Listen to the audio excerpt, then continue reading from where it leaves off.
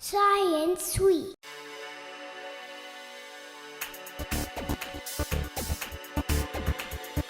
C'est la fête des sciences.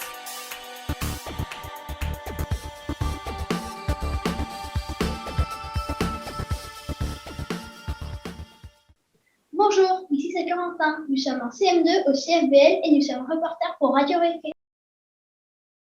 Nous avons l'honneur d'avoir un invité exceptionnel aujourd'hui. Il s'agit de Fred de C'est pas sorcier et de sa suite L'Esprit sorcier.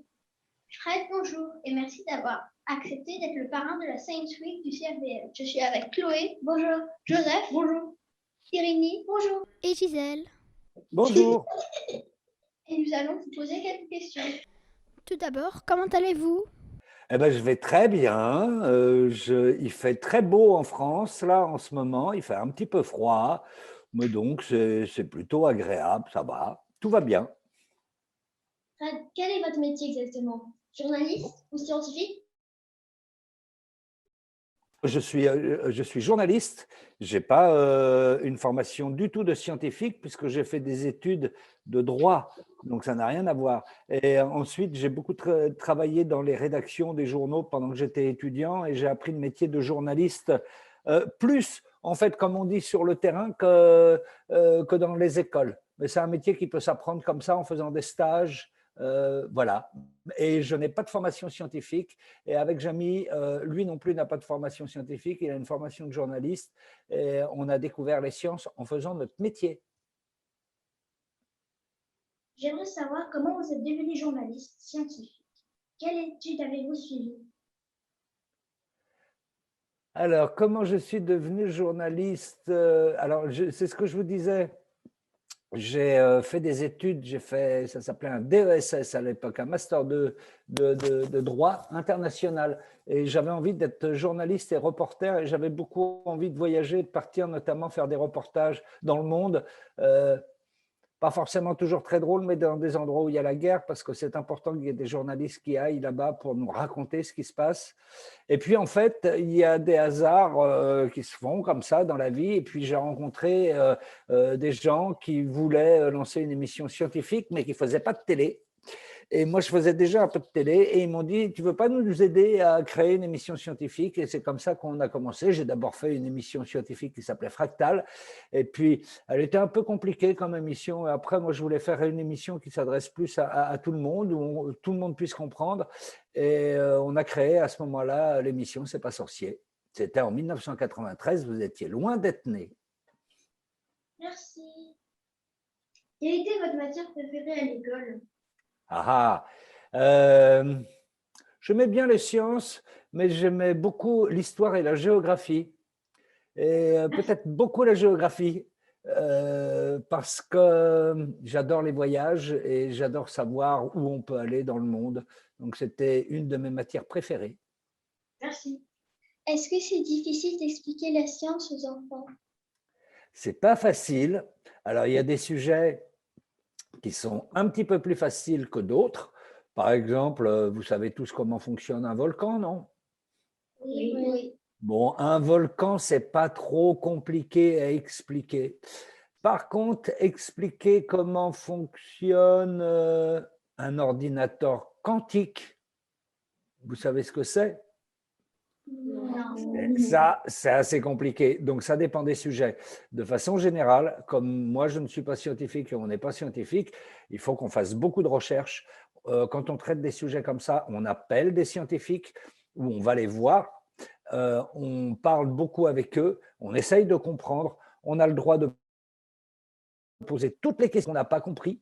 Et une fois qu'on a bien compris, à ce moment-là, on peut écrire et puis on peut raconter l'histoire. Donc, ça demande beaucoup de travail. Et surtout, ce qui est pas, des fois, les sujets sont très, très compliqués et il faut les rendre accessibles, comme on dit, à tout le monde. Il faut pouvoir les raconter, faire en sorte que tout le monde puisse comprendre. Et c'est ça qui est compliqué à faire. Merci. Qu'est-ce que vous aimez et qu'est-ce que vous n'aimez pas dans votre travail? Bon, alors, ce que j'aime déjà, c'est un métier qui est passionnant. Je vous encourage à le faire. Je fais un petit peu de publicité pour les métiers de journaliste.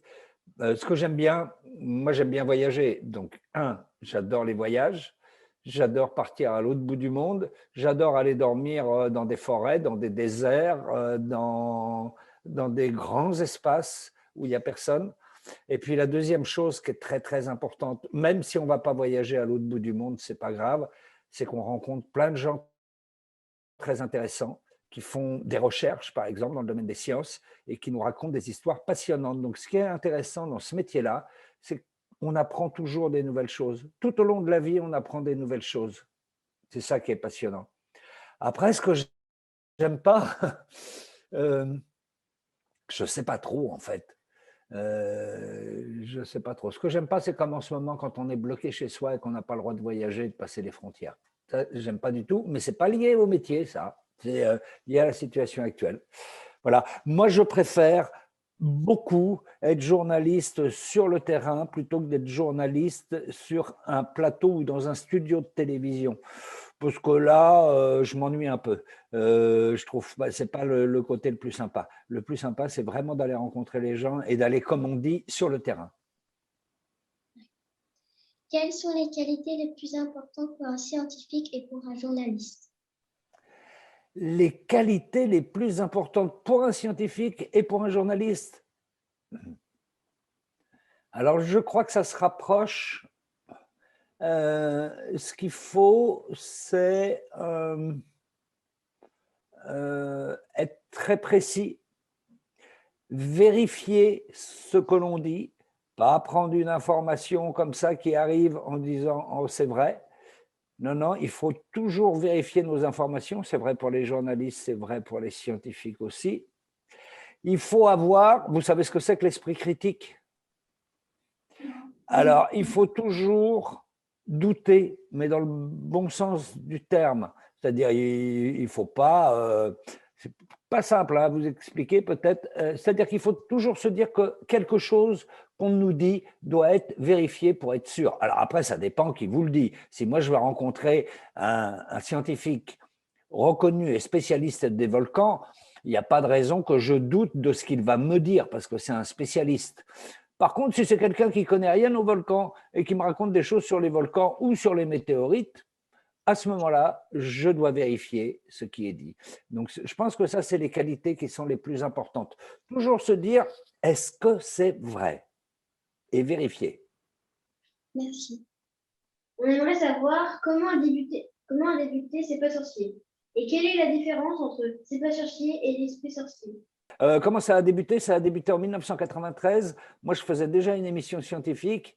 Je connaissais déjà Jamy, mais on avait travaillé ensemble sur une autre émission. Et on s'est dit un jour, on nous a demandé dans une chaîne de télévision, France Télévisions, la chaîne de télévision publique, France 3 exactement, il y a quelqu'un qui était responsable de cette chaîne et qui nous a dit « Est-ce que vous voulez bien faire une émission qui s'adresse à tout le monde, en particulier aux jeunes et aux enfants, sur la science ?» Et là, on ne nous a rien demandé en plus. Alors avec Jamy et avec quelqu'un d'autre, on était trois, on s'est mis autour d'une table et on s'est dit comment on pourrait fabriquer une émission qui serait chouette, qui nous plairait, qu'on aimerait faire et qui pourrait être sympa pour les gens qui regardent et tout. Et puis on a commencé à écrire et puis on a commencé à se dire ah bah tiens, on va prendre un grand camion parce que c'est pratique, un grand camion, c'est un atelier, on peut y mettre plein de maquettes, on peut y faire plein de bricolage dans un camion. En plus, un camion, ça permet de se déplacer, donc on peut aller dans plein d'endroits différents. Et puis, avec Jamy, on s'est dit, bon, alors qui fait quoi? Jamy, à ce moment-là, il m'a dit, oh, bah, moi, je raconterais bien, j'expliquerais bien les phénomènes scientifiques. J'ai dit, ça tombe bien, parce que moi, j'irais bien me promener partout dans le monde, sur le terrain ou en France, pour découvrir des choses. Et c'est comme ça que c'est né, on l'a créé comme ça, tout simplement. Et alors, c'est quoi la différence avec l'esprit sorcier? Bah, l'esprit sorcier, d'abord, c'est sur Internet, c'est pas à la télévision. On a laissé tomber les maquettes, on ne travaille plus ensemble avec Jamy, bien qu'on se voit, mais lui, il travaille toujours à France Télévisions, et moi, j'ai monté l'Esprit Sorcier avec des anciens qui faisaient l'émission C'est pas sorcier, et peut-être que l'Esprit Sorcier, des fois, on aborde les sujets de façon un peu plus complète que dans C'est pas sorcier. On n'explique pas seulement comment ça marche, mais on débat derrière, on fait des émissions aussi qui s'adressent des fois à un public un petit peu plus âgé. Mais Ça s'appelle l'esprit sorcier parce que ça reprend notre façon de travailler, notre façon de raconter les choses dans C'est pas sorcier. C'est pour ça que ça s'appelle l'esprit. C'est l'esprit de C'est pas sorcier, en fait, ça veut dire.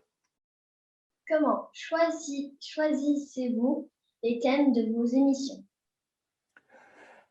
Alors, on a tellement le choix, il y a tellement de sujets que ce n'est pas toujours simple de choisir. À l'époque de C'est pas sorcier, moi, je choisissais beaucoup les sujets parce que comme j'allais sur le terrain, je rencontrais des scientifiques qui me disaient « Mais vous avez traité ce sujet-là, vous savez qu'il y a quelque chose d'intéressant à raconter là-dessus » et je découvrais un sujet et en permanence, on avait des nouveaux sujets qui arrivaient comme ça, c'est inépuisable. Parfois, ce sont les gens aussi qui nous écrivent ou qui nous envoient des mails en disant « Est-ce que vous voulez bien faire une émission là-dessus ?» Ça, c'est possible. Et puis, sur l'esprit sorcier, moi, je travaille beaucoup avec des organismes de recherche, des grands laboratoires de recherche, et ensemble, on définit souvent les choses qui sont importantes et qui sont un peu nouvelles, comment faire de la pédagogie sur des choses un peu nouvelles. Alors, ce n'est pas toujours complètement nouveau, mais par exemple, sur l'esprit sorcier, on a commencé il y a 5 ans en faisant beaucoup d'émissions sur le réchauffement climatique. Vous en avez entendu parler forcément, parce que c'était vraiment des choses nouvelles. Et puis, on fait des choses assez techniques. On peut faire des choses sur l'hydrogène, parce que l'hydrogène, on en parle de plus en plus pour remplacer d'autres types d'énergie. Je vous parlais tout à l'heure de l'ordinateur quantique. On a fait aussi un dossier là-dessus, parce qu'on parle de plus en plus du quantique, mais les gens ne savent pas trop ce que c'est. On essaye de parler de choses nouvelles, comme ça. Mais c'est compliqué de choisir, parce qu'il y a beaucoup de sujets. Est-ce que vous lisez votre texte ou vous l'apprenez par cœur? Alors, quand je suis en extérieur sur le terrain, en fait, j'apprends jamais vraiment mon texte. Je l'écris, j'écris mes textes. Vous savez, vous, quand vous savez quelque chose, quand vous savez comment marche quelque chose et vous écrivez après votre texte, quand c'est vous qui l'écrivez, vous vous en souvenez plus facilement. C'est pas comme si quelqu'un d'autre l'écrivait pour moi. Là, je serais obligé de l'apprendre. Mais à partir du moment où j'ai compris, par exemple, comment fonctionne ou c'est quoi la différence entre les astéroïdes et les comètes, à partir du moment où j'ai compris, je peux raconter naturellement les choses. Donc, en fait, je n'apprends pas par cœur. En revanche, parfois, pour aller plus vite, quand on est en studio, là, je suis dans un petit studio. Là. Les caméras sont un petit peu rangées, mais je suis dans un petit studio. On a devant la caméra un prompteur. Vous savez ce que c'est? C'est un miroir sur lequel défile, vous ne le voyez pas. Quand vous regardez un journal télévisé, par exemple, les journalistes qui racontent une histoire au journal télévisé, ils ont un texte qui défile devant eux sur un prompteur. C'est une vitre transparente, évidemment, comme une vitre, sur lequel défile un texte et qui est de l'autre côté de l'objectif de la caméra. Ça, c'est la caméra, ma main. Et là, il y a un texte qui passe comme ça et que vous ne voyez pas et qui défile. Et en fait, les journalistes lisent leur texte. Alors parfois, quand on est en studio, ça permet d'aller plus vite, surtout quand il y a des mots compliqués, de le dire plus vite. Mais moi, je fais surtout des sujets en extérieur, donc je n'utilise pas de prompteur. On sait que vous étiez très nombreux dans l'émission L'Esprit sorcier. Combien êtes-vous et pourquoi êtes-vous si nombreux? Alors, on n'est pas si nombreux que ça. On est une dizaine. Parfois, on est obligé d'être un peu plus quand on fait des grosses émissions. Mais d'abord, on ne travaille pas à 10 sur une émission, mais faire des programmes, ça demande des métiers différents. Il y a des gens, par exemple, qui sont journalistes, qui s'occupent d'écrire les textes et de les dire après, d'enquêter, d'aller voir les scientifiques. Il y en a d'autres, leur métier, c'est davantage de filmer avec une caméra, de savoir faire de la lumière, parce que quand on filme, c'est important de connaître la lumière. Il faut faire des lumières pour que les gens ressortent bien. Voilà. Il y a des gens qui sont un peu plus spécialisés dans le son. Ce sont des jeunes ingénieurs du son. Il y a des gens qui font du montage. Alors aujourd'hui, de plus en plus, un caméraman fait aussi du montage, fait aussi un peu de son. Ces métiers-là se rapprochent un peu plus. Mais il y a quand même des métiers différents. Il y a des gens qui s'occupent d'organiser les tournages. Il y a de signer les contrats. Ça s'appelle des producteurs. Il y a plein de métiers différents. Donc, c'est pour ça que c'est assez complémentaire. Et sinon, sur YouTube, aujourd'hui, vous voyez, nous, on travaille un petit peu comme on travaillait en télé. Sur YouTube, il y a des gens qui font un peu tout seul, ou avec un copain, ou avec leur copine, ou voilà. Mais ils ne font pas des sujets aussi compliqués que nous, on peut faire. Donc, c'est pour ça qu'il faut être un petit peu nombreux quand même. Mais à l'époque de C'est pas sorcier, on était bien plus nombreux, parce qu'on faisait à peu près 30 à 40 émissions par an. On était une grosse équipe. Merci. Combien de personnes étaient nécessaires pour transformer le camion de C'est pas sorcier? Alors, à chaque émission, on changeait de sujet, et donc il faut changer le décor et tout. C'est toute une préparation qui se fait. Ça s'appelle, il y avait sur C'est pas sorcier un maquettiste qui fabriquait toutes les maquettes. Et puis, il y avait le chauffeur de notre camion qu'on appelle Marcel qui aidait aussi beaucoup à tout déménager, à animer les maquettes. Des fois, il se cachait un petit peu en dessous l'établi, en dessous la table pour faire fonctionner les maquettes. Donc voilà, il y avait à peu près 2 personnes qui s'occupaient de ça sur C'est pas sorcier. Lorsque l'on fait des vidéos pour Radio Récré, on utilise un green screen. Est-ce que vous aussi, vous l'utilisez? Oui, ça nous arrive de l'utiliser. L'avantage, c'est qu'on peut mettre n'importe quel décor derrière nous. Donc, on peut l'utiliser quand on fait exactement comme vous en studio, parce que le vert, comme ça, bien uniforme, s'il est bien éclairé, ou encore le bleu, ça marche aussi, ça permet d'incruster toutes les images qu'on veut derrière. Donc oui, bien sûr, quand on interviewe par exemple quelqu'un sur un scientifique, sur la forêt par exemple, et qu'on l'interviewe en studio, on aime bien le mettre devant un fond vert, comme ça, et comme ça, sur le fond vert, bon, on peut mettre des images de forêt, c'est plus joli. Oui, on utilise ça, c'est très pratique. Pouvez-vous nous dire qui fait la petite voix? La petite voix, elle s'appelle Valérie Gerlin. Elle est comédienne, elle a aussi une école de théâtre à Paris, et voilà, c'est une comédienne, elle s'appelle Valérie. Merci. Comment avez-vous rencontré Jamie? Jamie, je l'ai rencontré avant C'est pas sorcier. Je l'ai rencontré parce que je m'occupais d'une petite chaîne qui s'appelait Canal Santé. Et il était venu me voir, il sortait de l'école de journalisme et il m'avait demandé si j'avais du travail pour lui. Et donc, à l'époque, je lui ai proposé du travail et on s'est connus comme ça. Avant C'est pas sorcier. Comment avez-vous réagi si qu'un astéroïde porte votre nom? Ah, ça fait plaisir, ça. Ça, on a été surpris. Moi, j'ai été très surpris parce que je m'attendais pas du tout à ça. Et en fait, ce sont des astronomes. On avait fait un C'est pas sorcier où on était allé au Chili. Vous savez qu'au Chili, dans le désert d'Atacama, c'est un désert où le ciel est très pur. Il y a des grands télescopes. Il y a des très grands télescopes et j'étais allé faire des émissions sur l'astronomie là-bas. Et il y a des astronomes qui aimaient bien notre émission. Et il y avait un astéroïde qui s'appelait 23 882, c'est comme ça. On leur donne un chiffre. 23 882, il s'appelait.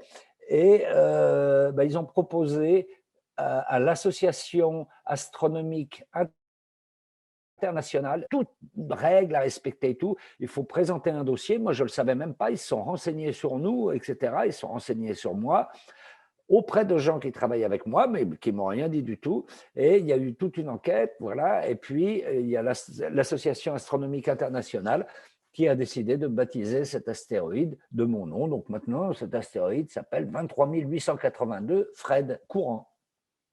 Et ça fait très plaisir. Mais alors, je ne l'ai jamais vu parce qu'il est très loin. Il est entre Mars et Jupiter et il est pas, on ne peut pas le voir. Il est au milieu, vous savez, de cette grande ceinture d'astéroïdes où il y a des milliers et des milliers d'astéroïdes.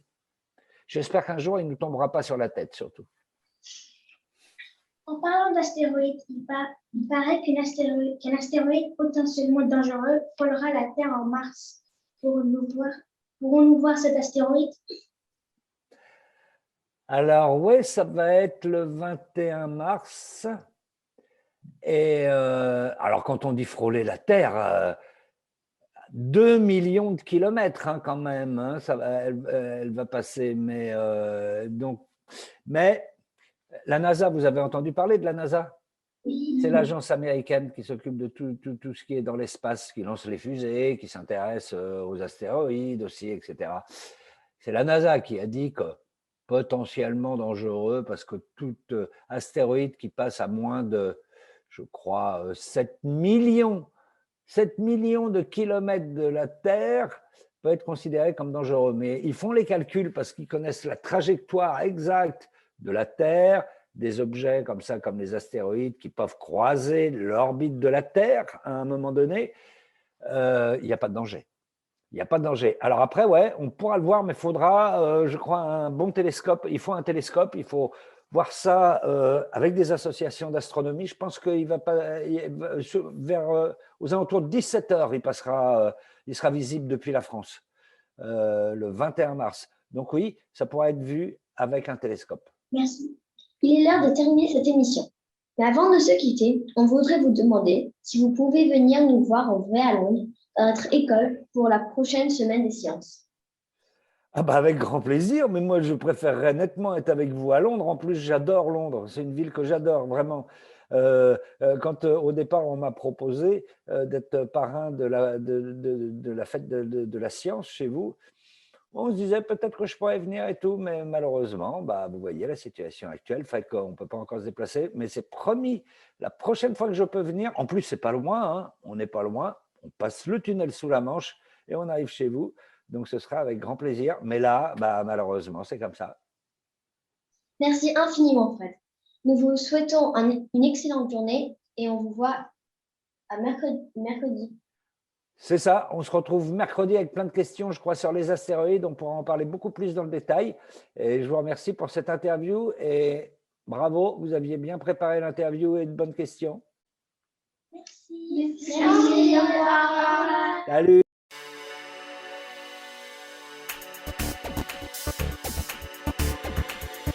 C'est la fête des sciences.